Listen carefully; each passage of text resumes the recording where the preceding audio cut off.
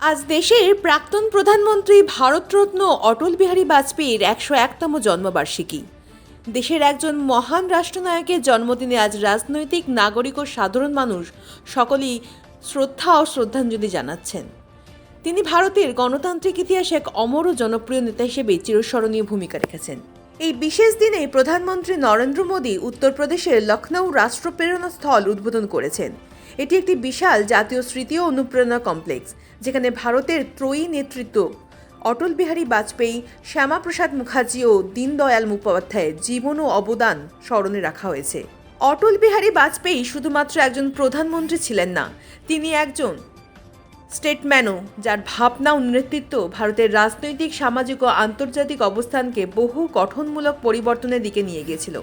তার জীবনের মূল্যবোধ আজও বহু মানুষের জন্য অনুপ্রেরণার উৎস।